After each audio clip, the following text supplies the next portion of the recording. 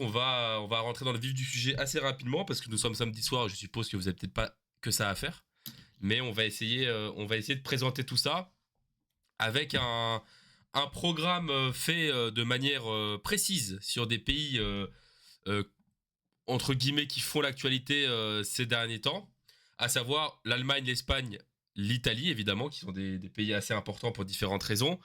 La Belgique, c'est quand même le lieu de tout ce qui se passe en Europe, enfin pour l'Union européenne, et évidemment Slovaquie et Hongrie à la fin pour d'autres raisons qui sont aussi tout aussi importantes. Donc on va parler de ces pays-là en particulier, mais évidemment il y a d'autres choses que j'ai pas mis, notamment la Pologne aussi, qui a eu quelques actualités récentes.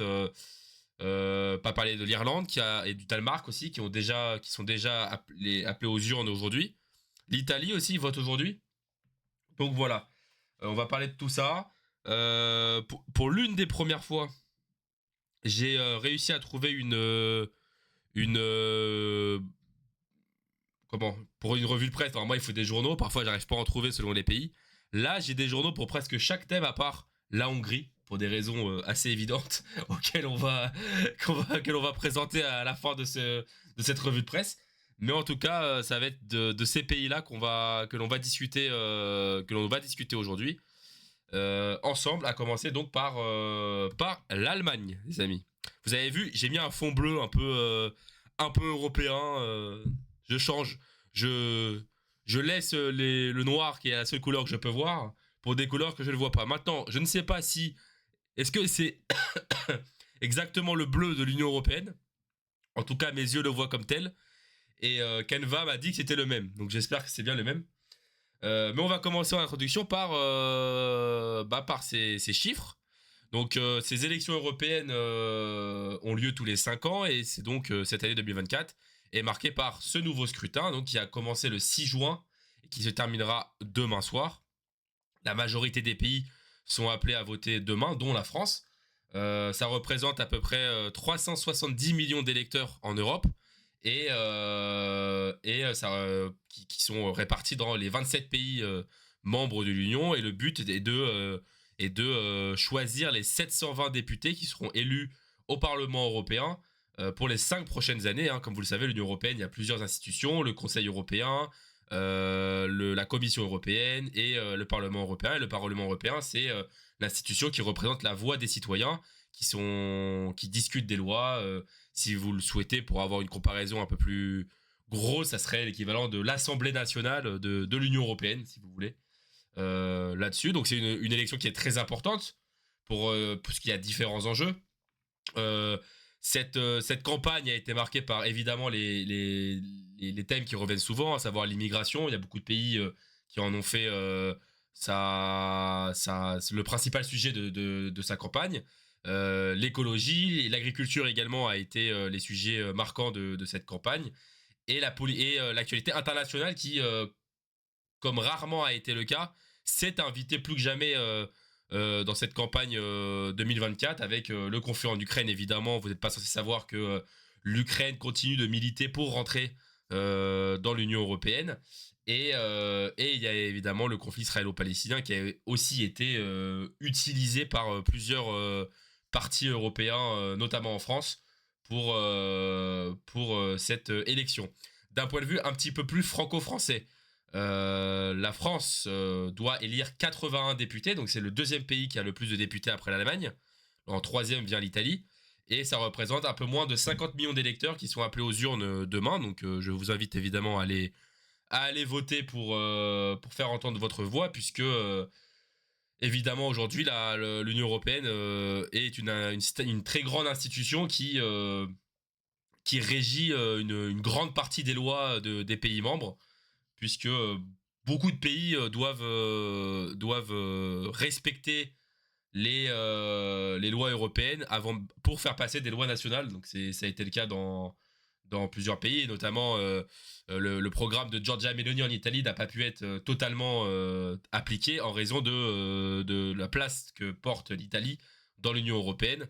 Donc c'est pour ça que voter pour les élections européennes sont très importantes, voire même plus importantes que certaines autres sélections. Bon, il n'y a pas d'élections pas importantes, mais aujourd'hui, la société dans laquelle nous vivons, c'est une élection très importante.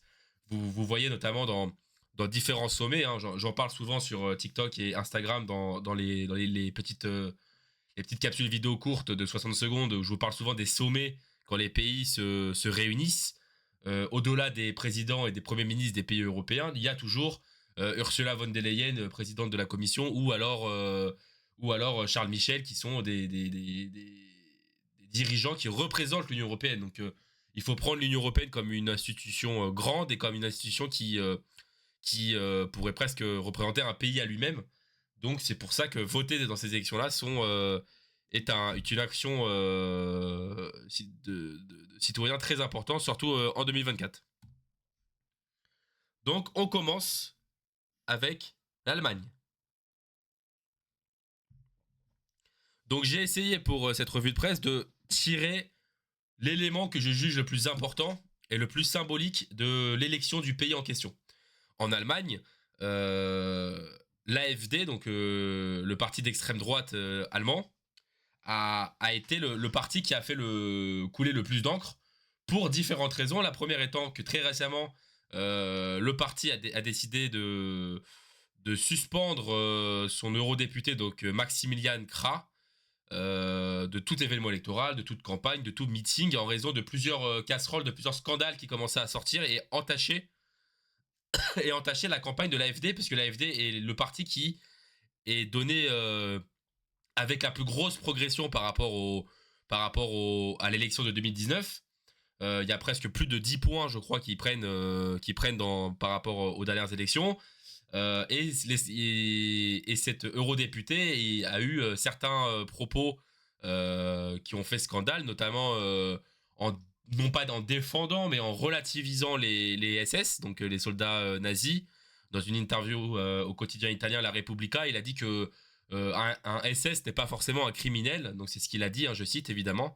Donc ça a été l'un des scandales qui a provoqué sa suspension, hein, le fait d'être mis de côté par son parti, même s'il reste toujours sur la liste, hein. Donc les Allemands peuvent toujours voter pour lui, et en cas de succès de l'AfD, il pourra siéger à Bruxelles et à Strasbourg.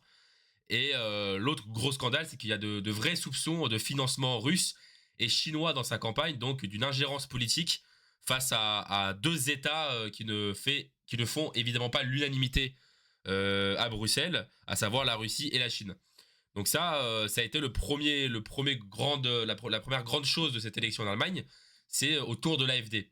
Le parti de centre-droit, donc la coalition CDU-CSU, reste en tête dans les sondages dans ces élections européennes.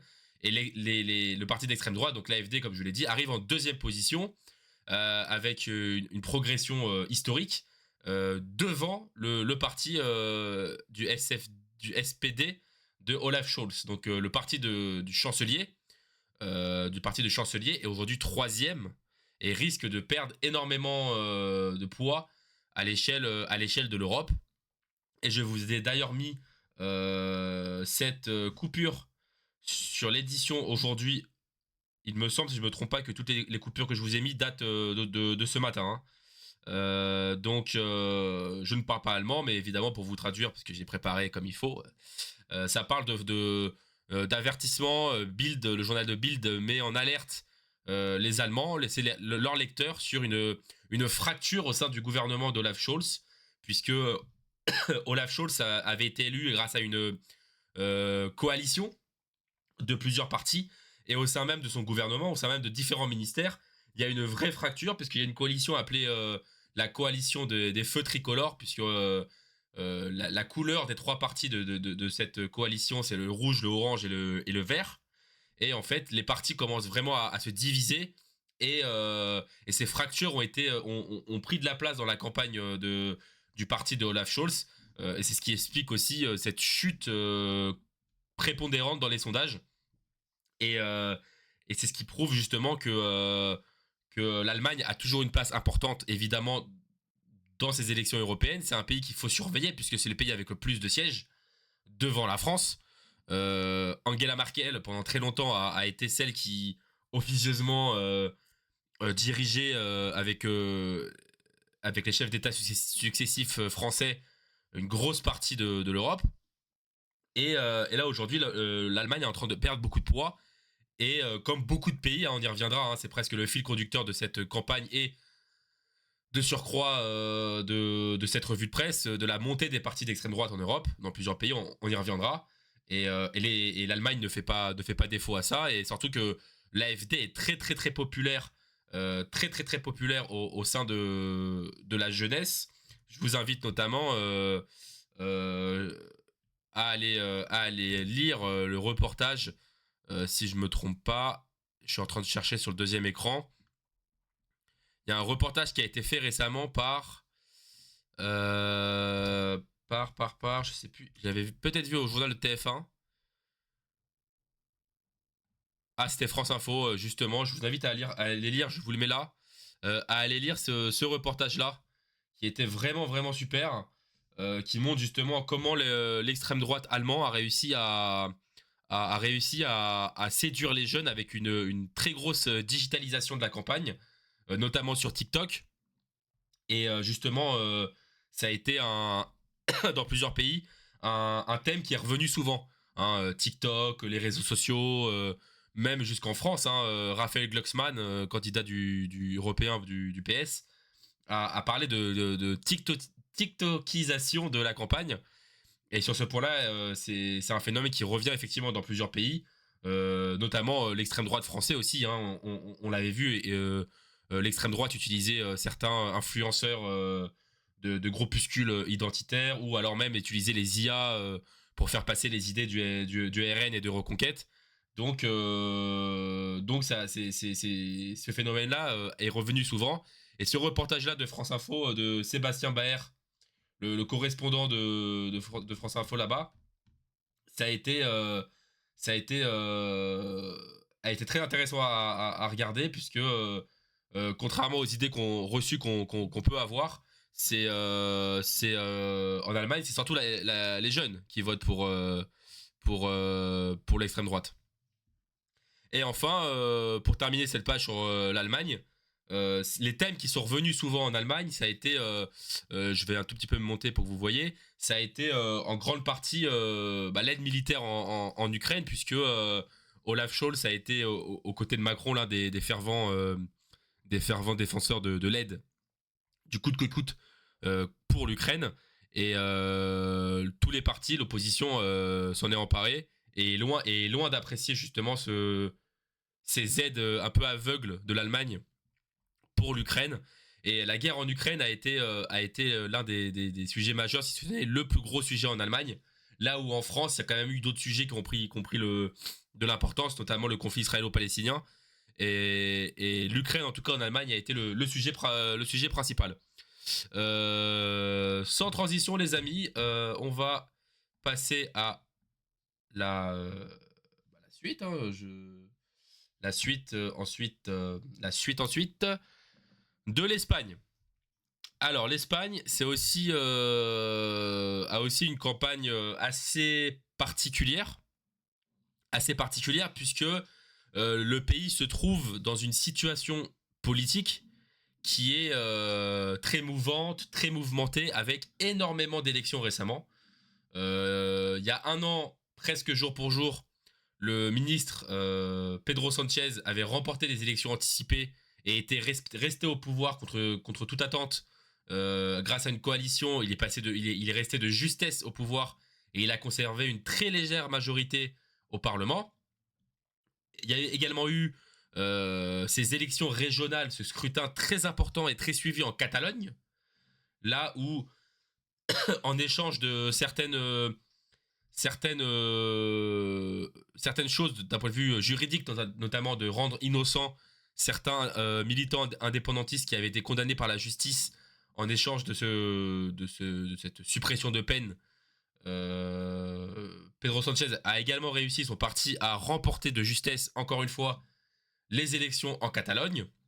Et actuellement, justement, ça prend beaucoup de place, puisque la coalition de Pedro Sanchez doit s'entendre pour pouvoir former le gouvernement régional en Catalogne. Donc la Catalogne, en fait, s'invite directement dans ces élections européennes. Et c'est pas un hasard si presque tous les partis espagnols aujourd'hui qui se présentent aux élections européennes ont mis en tête de liste un candidat catalan. Donc la Catalogne est à la fois une arme, à la fois un outil, à la fois un prétexte utilisé par beaucoup de candidats en Espagne dans cette élection-là. Et l'autre scandale qui a fait quand même couler beaucoup d'encre et qui finalement n'a pas tant que ça fragilisé la position de Pedro Sanchez, c'est les accusations de corruption à l'encontre de son épouse, qui a pendant quelques temps eu certains, on va dire, impacts dans l'opinion publique, mais sa position, elle est toujours assez confortable à Pedro Sanchez. Et c'est vrai que cette élection sera peut-être l'ultime élection qui conforterait probablement encore une fois de justesse la position, de Pedro Sanchez. Mais ça sera pas simple, puisqu'aujourd'hui dans les sondages, ça reste quand même, le Parti populaire espagnol, donc le parti de droite, qui est au pouvoir, qui est en tête pardon des sondages. Et, et le Parti populaire qui est en tête des sondages, c'est le parti qui a perdu de justesse aux élections. Donc c'est le parti de Núñez Feijóo, je crois. Núñez Feijóo qui a perdu face à Pedro Sanchez. Et il part donc assez large favori. Il pourrait empocher 12 sièges supplémentaires au Parlement européen. Et, et justement, ça pourrait mettre un peu à mal la place de Pedro Sanchez, mais Pedro Sanchez reste aujourd'hui assez puissant dans les sondages et l'opinion publique espagnole. L'autre point important en Espagne, c'est la montée aussi fulgurante du parti Vox. Donc le parti Vox, c'est le parti d'extrême droite espagnol. Et comme en Allemagne et dans d'autres pays, c'est un parti qui devient de plus en plus puissant. Il est aujourd'hui donné, il me semble, deuxième ou troisième dans les sondages, assez serré. Et il pourrait avoir la percée la plus grosse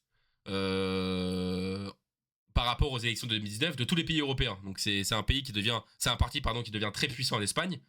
Et il est sur une pente ascendante depuis 2-3 ans. Et cette élection-là pourrait être la cerise sur leur croissance depuis 2-3 ans. Donc le parti Vox sera aussi à surveiller. Et il sera à surveiller pour différentes raisons. Et on y reviendra juste après dans la page italienne. Pourquoi ça sera important de surveiller le résultat du parti Vox. Et comme je vous l'ai dit avec l'Allemagne, je vais vous faire de même en Espagne. Et pour la plupart des pays aujourd'hui que je vais mentionner, je le ferai à chaque fois. Mais les sujets qui ont occupé, pour la plupart, les titres des journaux espagnols et des enjeux de cette campagne en Espagne a surtout été des questions environnementales et sociétales, puisque c'était les grosses lignes du du programme de Pedro Sanchez, notamment le combat pour la Palestine, le combat pour la communauté LGBT, tout cela. C'est des sujets qui reviennent souvent en Espagne. Et donc, c'est vrai que ça a pris une grande place, encore une fois, dans cette campagne. Excusez-moi, je reçois un coup de fil.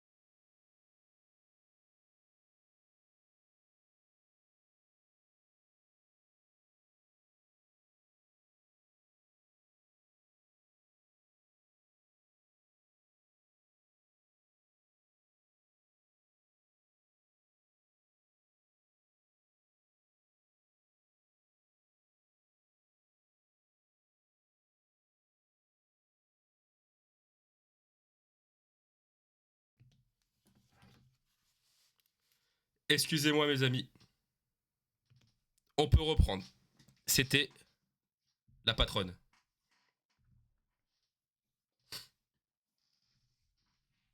Alors, où est-ce qu'on était? Donc on avait fini l'Espagne les amis.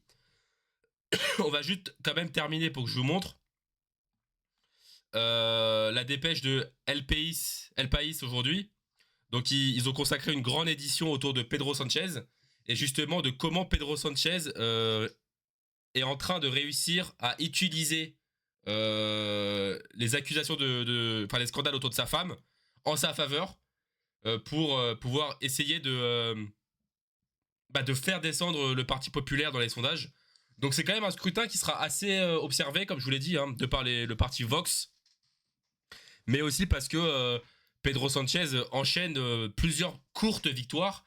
Et là, la question est de savoir est-ce que Pedro Sanchez va confirmer ces victoires-là avec un nouveau succès de justesse, ou est-ce qu'il va cette fois-ci faiblir et laisser le Parti populaire espagnol à la tête d'une élection, et surtout voir si le Parti Vox, combien de sièges le Parti Vox va avoir, et surtout observer avec qui il va faire, parce qu'il y a ça, hein, dont je n'ai pas dit, dont je n'ai pas parlé encore, mais avec quel parti des autres pays va-t-il faire une coalition. Et la transition est toute trouvée en parlant du parti Vox, puisqu'on va parler aujourd'hui de l'Italie. L'Italie, c'est un pays dans les dernières élections qui a toujours été important, dans le sens où, historiquement, c'est un pays important, l'Italie, à Bruxelles. Mais il est vrai que l'Italie était dans une telle instabilité politique que sa voix portait un peu moins. Mais c'est vrai que de par Mario Draghi, qui était patron de la Banque européenne, c'est sûr que l'Italie a toujours eu une place importante. Mais aujourd'hui, l'Italie est en train de devenir le pays chef de file des partis de la droite dure, d'extrême droite, les partis issus du national-conservatisme, comme on dit. C'est Giorgia Meloni, elle est en train de devenir le visage, là où ça fait des années que la presse européenne associe Marine Le Pen comme la femme dirigeante de la droite dure en Europe.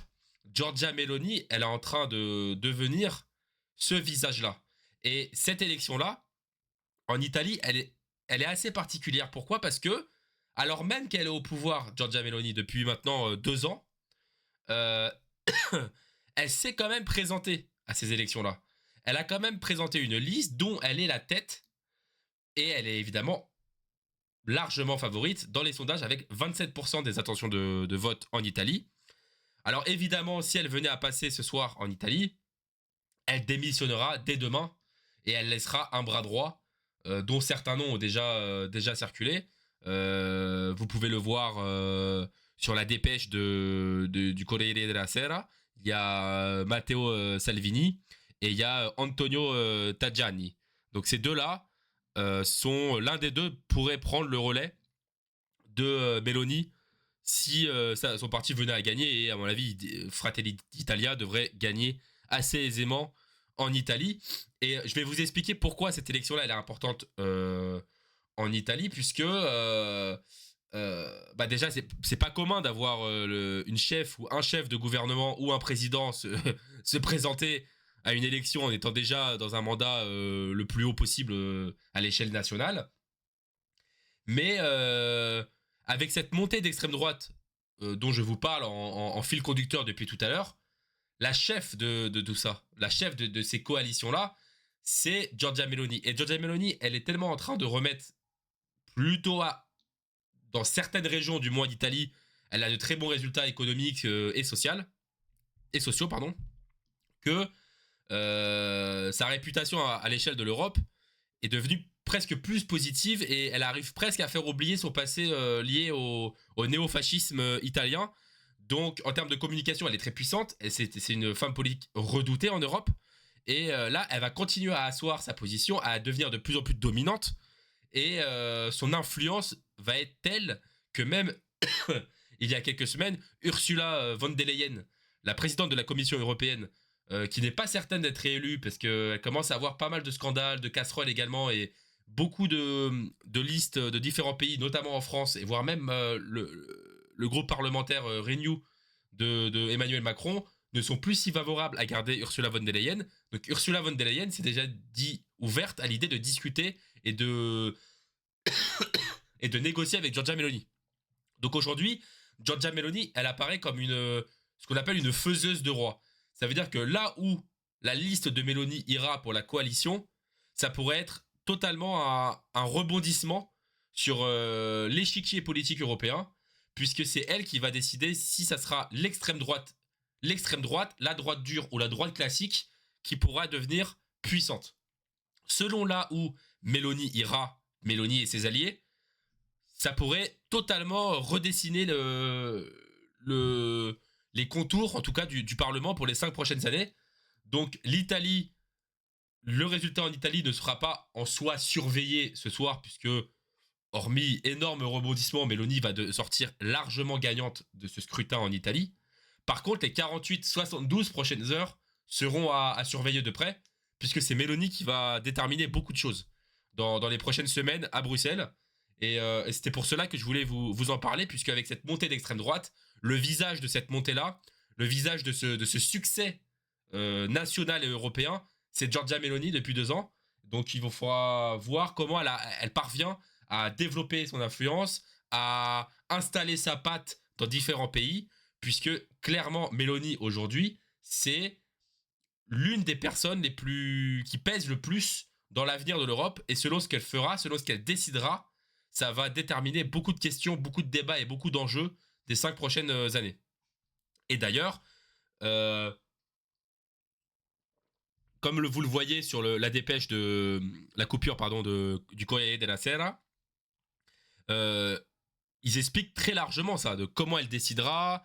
Salvini et Tajani, qui sont ces 2 hommes forts qui pourraient la remplacer à Bruxelles, qu'il y a un vrai litige, un vrai bras de fer avec Emmanuel Macron, puisque pour beaucoup, Macron et Meloni seront les deux visages de 2 idées différentes de l'Europe de demain. Donc l'Europe de demain sera en grande partie déterminée par Macron et Meloni. Et c'est pour cela que là, il y a vraiment 2 camps qui est en train de se créer, parce qu'il faut savoir que depuis la création de l'Union européenne, ça a toujours été plus ou moins les mêmes idées, plus ou moins les mêmes groupes parlementaires avec leurs descendants qui gouvernent en majorité. Et cette élection-là, il pourrait y avoir un switch, ou du moins un rééquilibre sur le plateau, qui sera intéressant à observer, et qui pourrait avoir des répercussions assez lourdes sur l'actualité européenne des 5 prochaines années. Donc c'est pour cela aussi que je voulais vous parler de l'Italie. La campagne a été évidemment marquée par énormément de débats autour de l'immigration. C'est forcément le fer de lance du programme de Meloni. C'est une question qui fait couler beaucoup d'encre, qui attire beaucoup de débats en Italie, notamment dans le sud de l'Italie, avec Lampedusa, etc., dont vous connaissez forcément les informations qu'il y a sur les 10 dernières années. L'Italie est très puissante à l'échelle maritime, donc c'est sûr qu'il y a beaucoup de questions autour de l'immigration en Italie et du contrôle des frontières. Donc c'est pour cela que Meloni a aussi un poids important et une voix de tout un programme qui monte et qui se développe dans plusieurs pays en Europe. Excusez-moi, je vais boire un petit coup.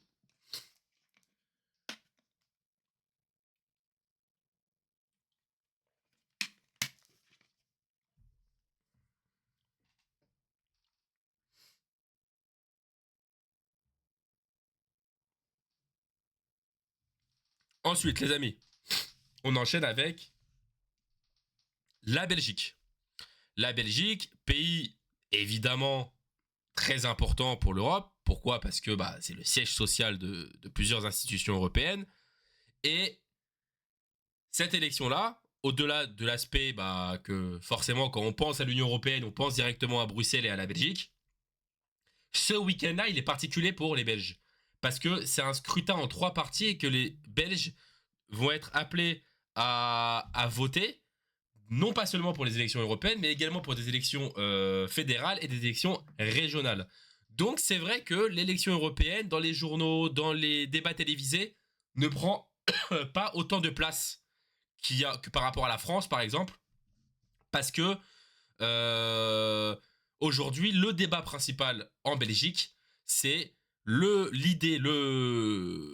projet lancé notamment par les nationalistes flamands du parti indépendant de Vlaams Betang. Ce parti-là propose une scission officielle entre la Wallonie et, euh, et, euh, et la Flandre. Donc du coup, c'est un projet qui, eux, ont présenté à l'échelle nationale. Donc c'est vrai que ce projet-là d'une Belgique au pluriel officiellement séparée en deux États, plus ou moins, c'est ça le projet. C'est ce qui prend aujourd'hui toute la place. Et je vous ai mis notamment euh, cette, euh, cette, euh, cette coupure de presse euh, du journal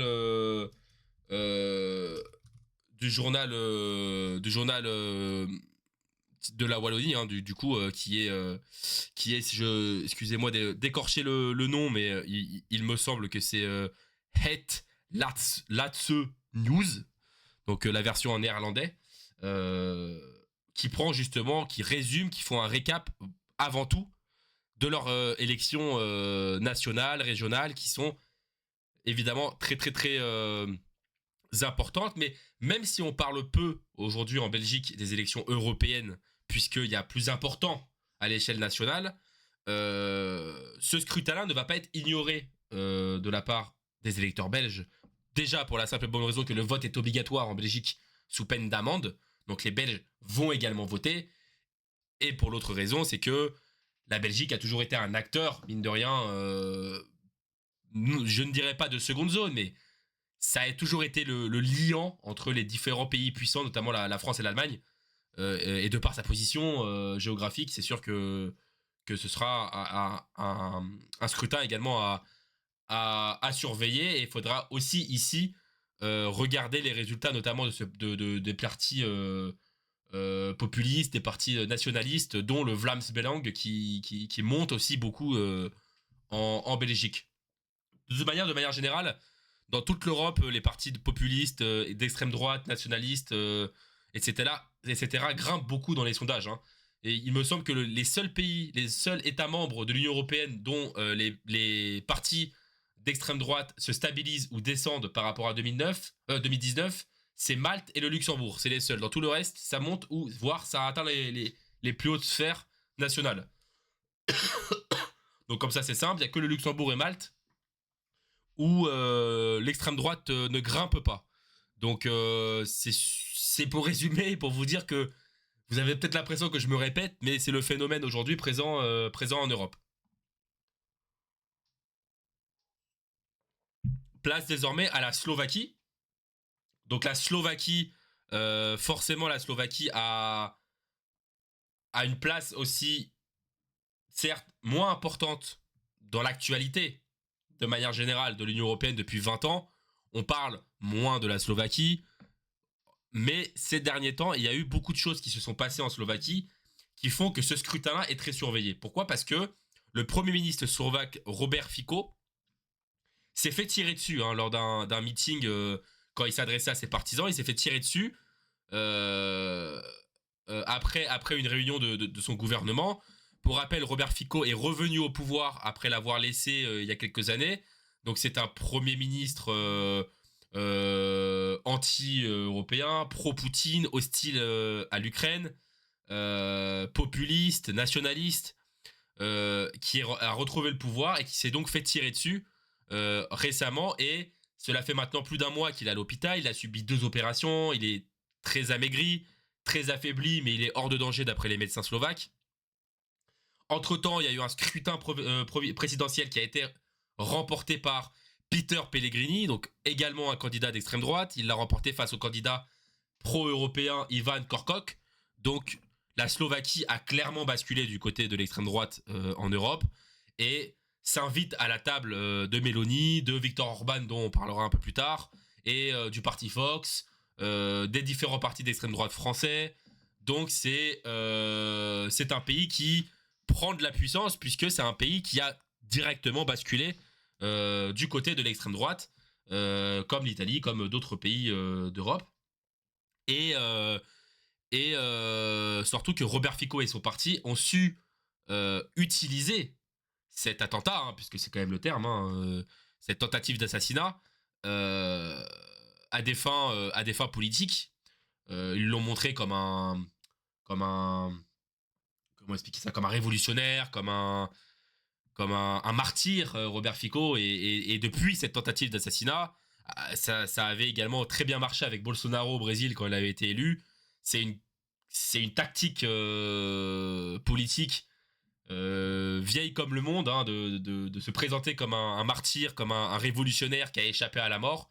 Et malheureusement, ça fonctionne encore aujourd'hui, puisqu'il est en tête des sondages, qu'il a grimpé dans les sondages, son parti, et qu'il devrait remporter également ses élections européennes. Et ça ferait trois grosses élections législatives européennes et présidentielles qui sont contrôlées par le même parti, ou du moins par la même idéologie.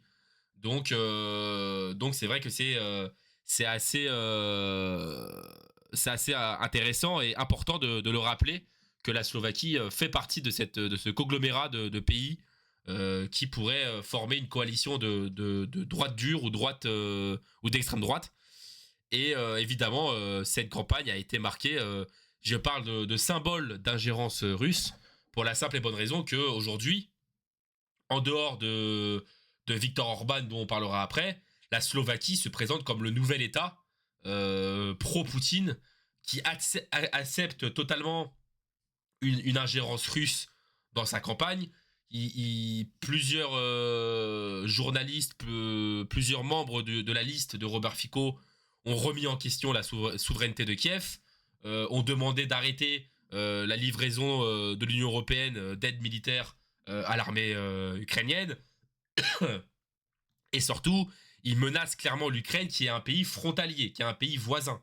Donc c'est aussi pour ça que l'Union européenne surveille beaucoup, que les dirigeants de l'Union européenne, notamment Emmanuel Macron, surveillent beaucoup ce qui se passe en Slovaquie, puisque c'est directement un impact direct, excusez-moi, dans le conflit en Ukraine. Donc c'est pour ça que c'est un pays, et c'est pour ça que je l'ai mis dans cette revue de presse, c'est un pays qui est très importante ce week-end euh, pour voir leurs élections et surtout qui seront ces 15 eurodéputés nommés par le peuple slovaque.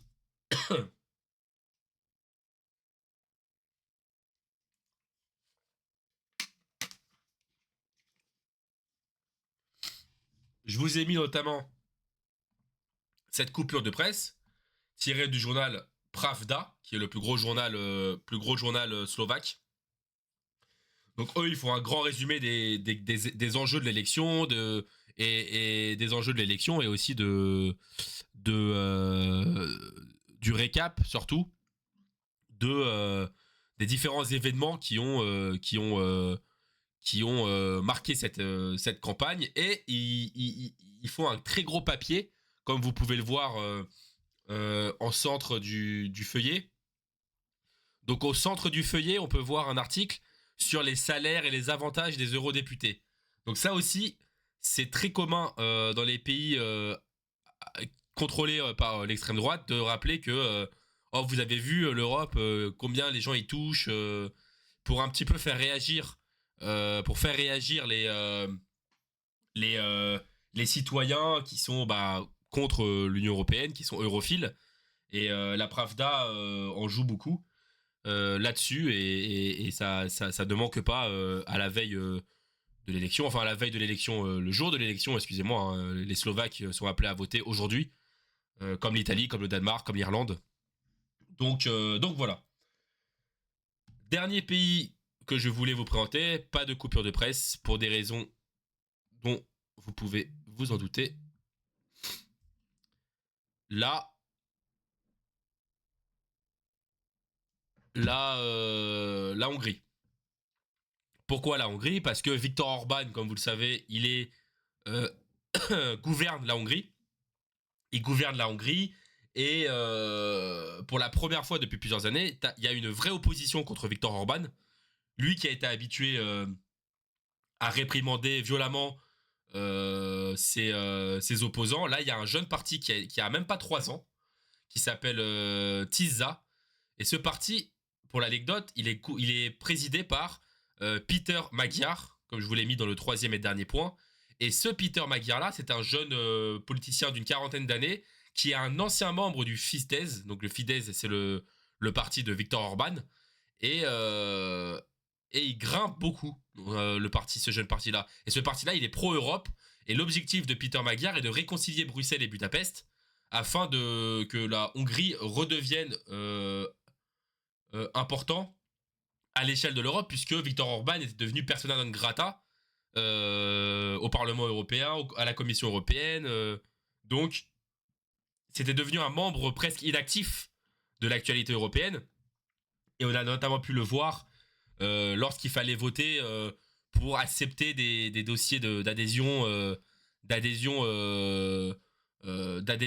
notamment à l'Union européenne ou même à l'échelle même de l'OTAN. Par exemple, Viktor Orban fait partie de ces dirigeants, ce qu'on appelle des swing dirigeants, un peu comme les swing states aux États-Unis. C'est eux qui font basculer souvent les votes pour adopter ou non certaines choses.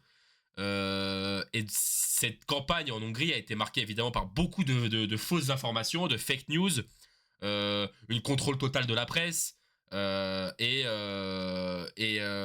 d'avoir aussi mis au silence beaucoup de tribunaux, et notamment le parti de Viktor Orban qui reste quand même en tête des sondages avec 48%, a pour la première fois dans son rétroviseur un parti qui monte 25% selon les derniers sondages. Il pointait même à 35% à un moment donné. Donc il faudra surveiller. Finalement, les chiffres sont à relativiser parce que entre les chiffres de la Hongrie, les chiffres de Euronews, qui est un média, on va dire, beaucoup plus indépendant et objectif, donnent d'autres chiffres. Donc il faudra surveiller ça. Mais de voir un parti puissant en Hongrie face à Viktor Orban est forcément un thème qui sera à débriefer dans les 48-72 prochaines heures et voir ce qu'il en est de ces résultats-là. Et la plus grosse fake news qui a fait que le parti de Viktor Orban a fait circuler, c'est celle que Bruxelles voudrait faire voter un service militaire obligatoire pour envoyer les jeunes Européens sur le front en Ukraine pour se battre contre la Russie. Donc il y a eu tout ça qui a été relayé par beaucoup de journaux hongrois, ce supposé service militaire obligatoire pour tous les citoyens européens qui seront envoyés au front pour défendre pour défendre l'armée ukrainienne et défendre l'Union européenne. Ouais, il était obligé il était fait pour ce métier, clairement.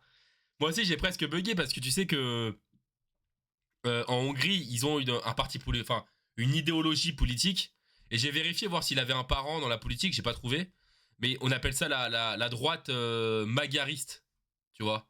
La droite magyariste, c'est une droite qui est genre issue d'un courant qui s'appelle le magyarisme, tu vois. Et lui, il s'appelle Magyar. Je me suis dit, est-ce que son père ou son grand-père était politicien? Mais non, c'est vraiment... il est fait pour ce métier jusqu'au bout, quoi. Mais voilà, en tout cas, pour les grands thèmes de cette revue de presse plus courte que d'habitude, mais qui résume les grandes lignes des pays à surveiller, en tout cas, aujourd'hui et demain, pour l'Europe. Moi, ce que je peux vous faire là, c'est encore une fois de vous montrer cette petite vidéo des dessous des cartes, centrée sur Bruxelles, justement, et l'actualité autour de la Belgique, et de ce week-end-là. Donc on va regarder ça dure quelques minutes, et après on parlera ensemble un peu plus de la France là-dessus.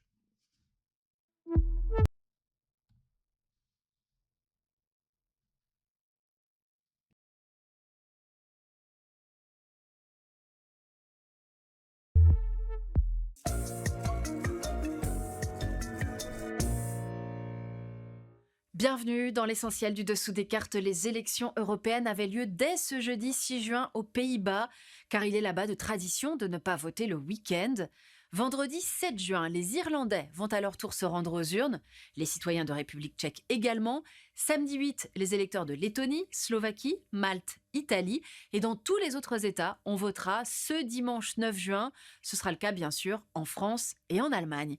Objectif commun pour les citoyens des 27 États membres, élire les 720 députés du Parlement européen, lequel siège à Strasbourg et à Bruxelles. L'occasion pour nous de redécouvrir une ville devenue de fait presque autant capitale de l'Europe, avec ses grandes institutions, que capitale de la Belgique. Sortons nos cartes. La région de Bruxelles-Capitale compte Bruxelles, mais aussi les nombreuses autres communes, telles Ixelles, Molenbeek ou Saint-Gilles. Bruxelles-Capitale est la seule région bilingue du pays et elle compte près de 1 250 000 habitants, soit plus de 10% de la population belge. Malgré un fort taux de chômage, Bruxelles constitue le premier bassin d'emploi du pays, notamment dans le secteur tertiaire et plus particulièrement dans les institutions internationales, qui emploient 49 000 personnes et génèrent indirectement entre 120 000 et 160 000 emplois. Car Bruxelles est résolument tournée vers l'extérieur. Siège de l'OTAN depuis 1966, c'est aussi et surtout le siège des institutions européennes depuis 1958. C'est là que l'on trouve l'une des antennes du Parlement européen, la Commission européenne et le Conseil européen, à tel point que l'on dit couramment Bruxelles pour parler de l'Union européenne. Si Bruxelles a été retenue comme siège de l'Europe, c'est parce qu'elle était considérée comme un territoire neutre entre les deux grandes puissances européennes, France et Allemagne, entre les cultures latines et germaniques. Bruxelles, siège de plusieurs grandes institutions européennes et on ne sait pas toujours qui fait quoi, alors voici quelques explications. Le Conseil européen, présidé par Charles Michel, il fixe les grandes orientations à venir de l'Union.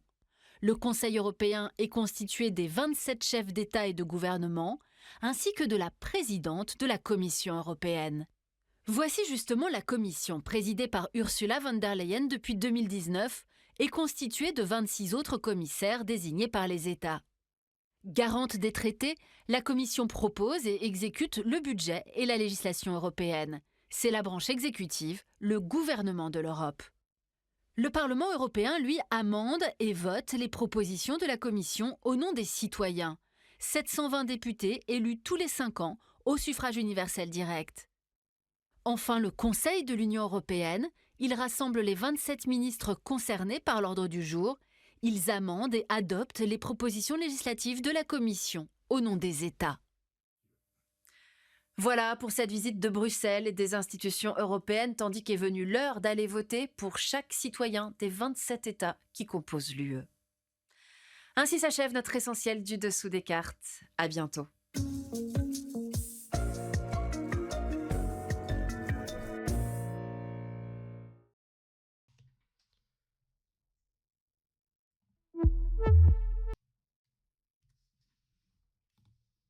Donc voilà pour cette vidéo, toujours très bien expliqué. Hein. Notamment, je voulais la mettre pour vous par rapport au schéma, parce que c'est vrai qu'il y a beaucoup d'institutions. Là, le schéma sur le Parlement, le Conseil européen, la Commission, le Parlement, c'est vrai qu'il y a plusieurs choses. Charles Michel, Ursula von der Leyen. Donc c'est vrai qu'il y a plusieurs choses intéressantes dans cette vidéo-là, dont je voulais vous parler. Ensuite, toujours instant promo non sponsorisé. Le courrier international de la semaine parle de beaucoup de choses. Je ne vous spoil pas parce qu'il y a des sujets qui vont arriver sur Instagram prochainement et sur TikTok aussi. Mais il y a évidemment plusieurs pages consacrées aux élections européennes. Il y a toute une partie justement sur la Belgique qui parle du vote obligatoire et du week-end important. Donc c'est un complément de ce dont je vous ai parlé. Il parle également du triomphe annoncé du Vlaams Belang. Donc c'est le parti indépendant d'extrême droite qui demande la scission des deux Belgiques. Donc c'est un bon complément sur notre revue de presse. Et il y a tout un dossier énorme sur le truc principal de cette élection, l'extrême droite, main basse sur l'Europe. c'est à la une du Courrier International.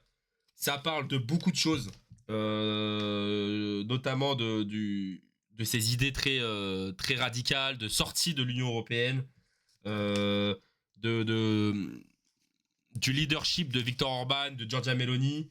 Ça expliquait également très bien la répartition la répartition des sièges, etc., comme vous pouvez voir, tout ça. Donc, je vous invite à le voir. Il y a notamment aussi un papier sur l'AfD, donc le parti allemand qui réalise une campagne en demi-teinte. Donc voilà, il y a pas mal de choses intéressantes. Il y a également sur le RN, il y a encore la Belgique. Il y a beaucoup de choses dessus. Et enfin, un énorme dossier sur celle qui fera l'Europe de demain, d'après beaucoup de médias et d'observateurs, Giorgia Meloni, qui sera à surveiller. Donc je vous invite à l'acheter si vous êtes intéressé par ce scrutin-là. Il est à moins de 5 euros chez vos marchands de journaux. Il y a tout ce qu'il faut savoir sur ces élections-là, notamment les enjeux. Donc on va parler maintenant, finir sur la France. Donc la France, comme je vous l'ai dit au début, il y a 81 députés français qui votent. Oula. 81 députés, excusez-moi, qui vont être élus par le peuple français demain. Ça représente un peu moins de 50 millions d'électeurs. Donc c'est le deuxième pays le plus représenté au Parlement européen derrière l'Allemagne, qui ont 96 sièges, je crois. Et sinon, pour vous informer d'une chose, c'est qu'il y a pas moins de 38 listes en France. 38 listes. 38 listes qui, il me semble, on va les décortiquer ensemble. La liste de Raphaël Glucksmann, donc la liste du Parti Socialiste, qui a évidemment les gros thèmes de sa campagne restent évidemment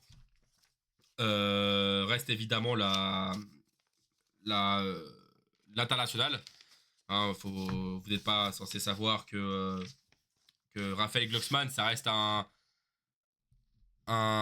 homme politique qui a fait beaucoup de bruit ces dernières années, notamment en se battant pour les Ouïghours. Donc auprès des ONG, c'est quelqu'un qui met l'accent sur la politique européenne et internationale. Donc la guerre en Ukraine et le conflit israélo-palestinien ont pris beaucoup de place, notamment avec les liens aussi avec les États-Unis, les liens avec la Chine. Il y a beaucoup de choses qui ont été mis, beaucoup d'enjeux internationaux dans cette liste-là de Raphaël Glucksmann. La liste de Renew, Renaissance, Modem, Horizon, la liste de la majorité présidentielle. Donc la majorité présidentielle, c'est la liste de Valérie Hayer et d'Emmanuel Macron, et de Gabriel Attal. Donc eux, leur plus gros enjeu, leur plus grosse idée, c'est de renforcer le modèle européen, renforcer l'influence de l'Europe, renforcer la puissance de la France à l'échelle européenne, et c'est défendre des valeurs et historiques de l'Europe, donc beaucoup de choses liées à l'Europe. Ils veulent que la France, pour dessiner les grandes lignes, que la France ait une place plus importante à Bruxelles, en gardant cette stabilité, on va dire, qu'il y a à Bruxelles depuis plusieurs années. La liste de la majorité présidentielle, c'est la liste de la continuité.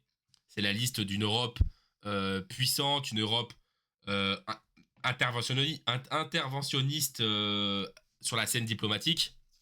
C'est une Europe qui se veut puissante, influente, et qui veut se développer toujours un peu plus face au bloc sino-russe qui se développe à l'est de l'Europe. Ensuite, la liste de la France insoumise de Manon Aubry. Donc la liste de Manon Aubry, c'est une liste de gauche basée beaucoup sur le blocage des prix, sur l'écologie, sur les cessez-le-feu en Ukraine, cessez-le-feu en Palestine. C'est l'une des listes qui parle le plus de la Palestine, du moins dans les débats publics. Il y a l'inscription également de l'IVG dans la Constitution. Donc c'est une liste très basée sur la jeunesse, sur l'agriculture, sur le libre-échange, sur le blocage des prix, sur l'électricité, sur la Palestine, l'Ukraine. Donc c'est une liste qui monte un peu dans les derniers sondages, de par la question de la Palestine qui a été beaucoup mis en avant et quelques débats réussis de la part de Manon Aubry, jugés réussis de la part de Manon Aubry. Il y a également la liste ici même de François-Xavier Bellamy, donc les Républicains, ex-UMP. Donc un programme basé essentiellement sur l'économie et l'immigration, à l'échelle européenne évidemment. Excusez-moi, parce qu'en même temps, il y a... vous savez, ils mettent les trucs de vote, en même temps les bulletins de vote. Il y a par la suite la liste Reprenons la main, soutenue par le Parti communiste français et ses alliés. Donc là, c'est beaucoup basé sur l'égalité homme-femme, sur l'écologie, sur la culture et aussi sur les travailleurs, beaucoup. Ils veulent augmenter les retraites des citoyens européens. Donc ça, c'était pour les grandes lignes connues de la gauche. Il y a ensuite la liste du Rassemblement national portée par Marine Le Pen et Jordan Bardella, donc tête de liste Jordan Bardella. Les grandes lignes de cette liste sont basées sur l'immigration, la sécurité et un peu d'économie, mais c'est surtout sur l'immigration et la sécurité. La liste Lutte ouvrière de Nathalie Arthaud, donc qui se base essentiellement sur se débarrasser donc du modèle capitaliste, sur les droits des travailleurs, sur les aides sociales. C'est surtout ça, la liste de Nathalie Arthaud. Vient ensuite la liste de l'Alliance rurale portée par Jean Lassalle. Donc cette liste de l'Alliance rurale, c'est la liste qui se bat pour l'agriculture, pour l'écologie, pour les produits agricoles, pour la chasse, pour la fin de... et aussi pour le marché européen, notamment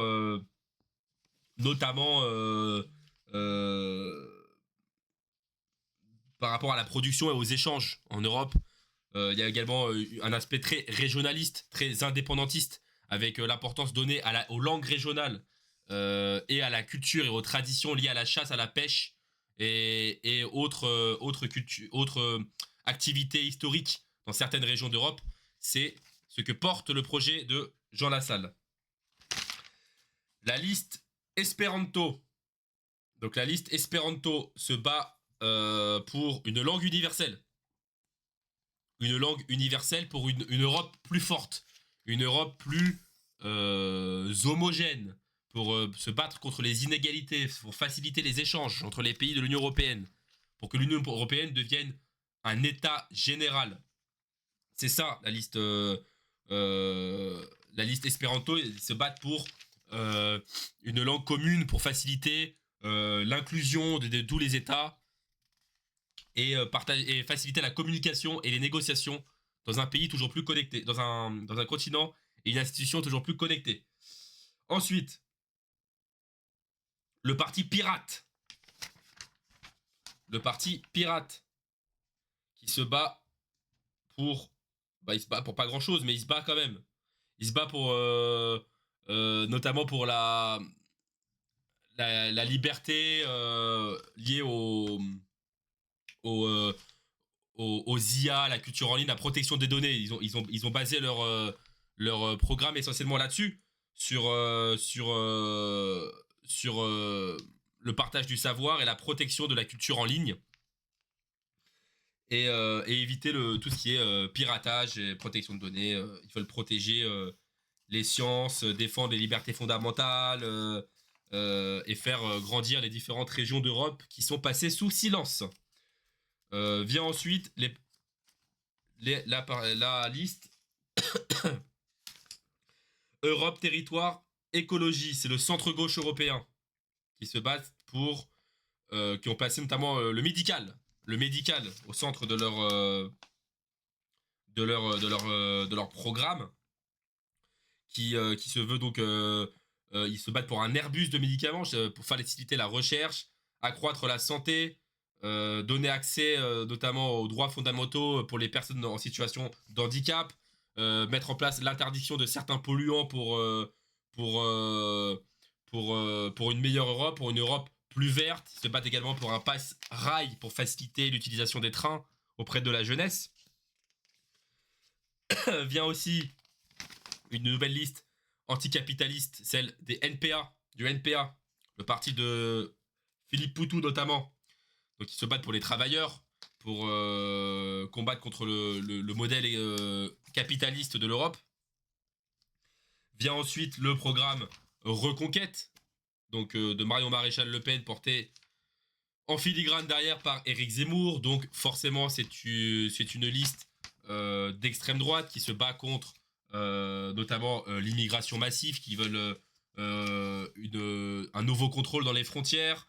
Il se bat contre le mouvement wokiste, donc elle défend une idée d'une famille traditionnelle, homme-femme, d'une famille avec la religion qui rentre également en compte, mais c'est surtout un programme foncièrement basé sur l'immigration, avec notamment certains, attention à ceux qui souhaiteraient voter pour Reconquête, il y a beaucoup d'idées qui ne sont pas ou peu applicables, notamment cette idée de frontières installées au niveau du Sahara en Afrique, la fermeture totale des frontières en France qui n'est pas applicable par rapport à l'espace Schengen.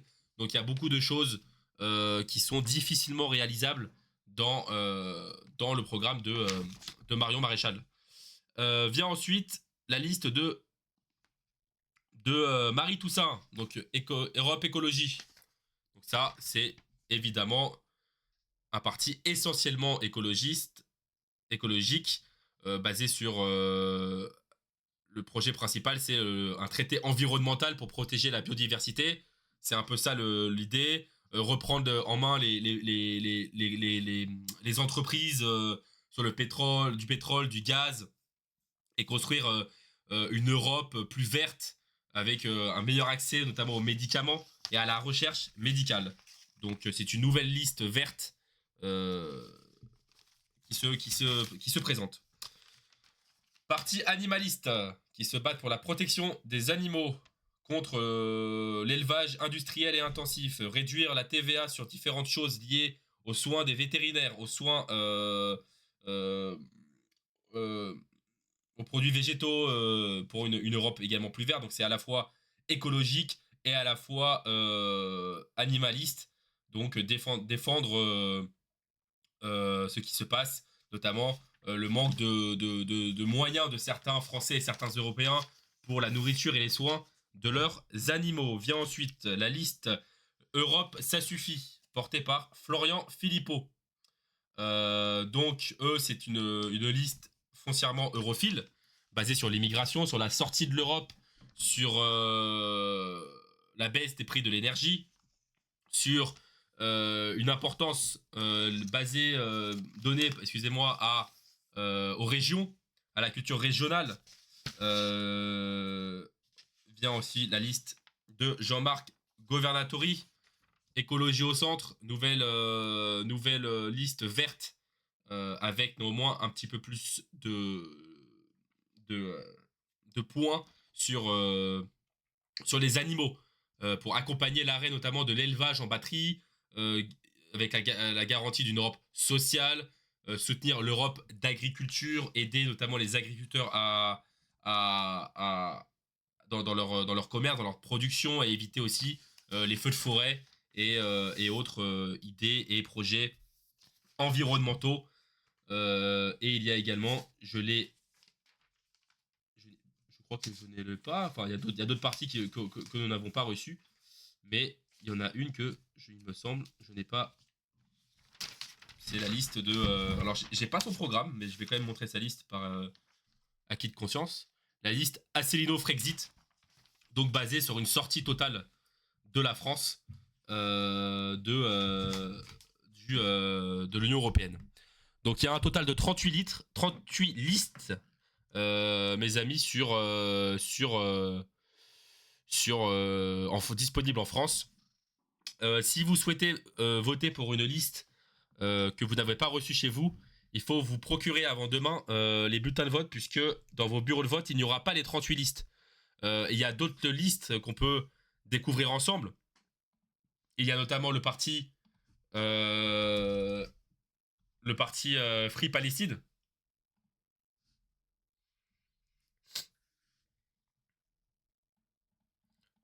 Il y a le parti qu'est-ce qu'on n'a pas vu? Asselineau, ça on l'a vu. Free Palestine. Le Free Palestine, je crois qu'on pour la plupart vous ne l'avez pas reçu chez vous. Parti révolutionnaire communiste, ça on l'a reçu. Non à l'UE et à l'OTAN, communiste pour la paix et le progrès social, je crois qu'on l'a pas reçu non plus. Espéranto, on l'a vu. Liberté démocratique française, je crois qu'on l'a pas reçu. Donc voilà, il y a plusieurs listes que je vous invite de toute manière à découvrir sur les sites gouvernementaux qui s'occupent d'organiser les élections. Ah, bien vu, la liste de Francis Lalanne. Liste avec Dieudonné, non?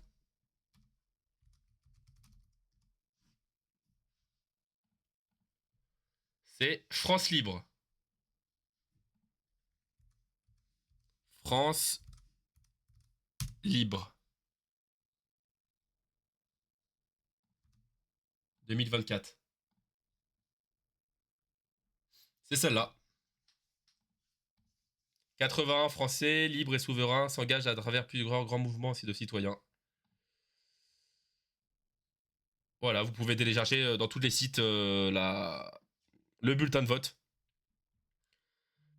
Et il me semble, fais voir, c'est quoi leur programme? La reprise en main de notre pays, les libertés fondamentales. C'est plutôt une liste assez, dans mes souvenirs, assez populiste et assez europhile, évidemment. Plutôt anti-système, dirons-nous. Voilà. Mes amis. Ouais, le site est pas très très beau, hein. Le site est pas très très beau, clairement. On a fait le tour, hein. On a fait le tour, les amis, pour ce live élection européenne. Je vais essayer d'aller voir, vu que c'est un sujet énormément d'actualité, est-ce que par hasard j'ai pas loupé une breaking news sur ces derniers temps? Je ne crois pas. Et de manière générale, je vous conseille, je vous remets la scène, le site de France Info. Il y a toute une page sur les élections européennes. Si vous voulez lire un petit peu avant demain pour faire votre choix ou avoir des résumés un peu concis, le site est très bien. Il y a beaucoup de vrai ou faux, comme vous voyez là sur l'inflation. Beaucoup de trucs débunkés des programmes. Donc ça peut vous aider aussi à faire votre choix. Donc c'est plutôt pas mal. Sur ce, mes amis, moi je vais vous dire au revoir. Allez voter, peu importe pour qui. Chacun a ses idées, chacun mérite de faire entendre sa voix. Et si vous ne votez pas, il n'y aura jamais de changement. On veut du changement. Je sais que c'est utopique, mais voter c'est important. Donc allez-y, faites entendre vos opinions. N'oubliez jamais que certains partis ne sont pas une solution et proposent surtout des feux de paille impossibles à appliquer. Lisez bien les programmes, lisez-les. Vérifiez bien quand vous avez des doutes sur la faisabilité de quelque chose et faites vos choix sur ce que vous jugez important en 2024. Et n'oubliez pas, parce que c'est un peu la valeur de ce compte et de ce média, n'oubliez pas que la politique internationale est aujourd'hui une des politiques les plus importantes. Et la politique européenne rentre dans la politique internationale. Donc lisez bien les programmes autour d'Israël, autour de Gaza, autour de Taïwan, autour de l'Ukraine. c'est ça aujourd'hui qui fait la politique et la scène diplomatique internationale. Donc lisez bien ça. Moi je vous dis à bientôt, probablement à demain pour un autre live plus chill sur un jeu, probablement GeoGuessr. Et je vous dis à bientôt et on se retrouve très vite les amis.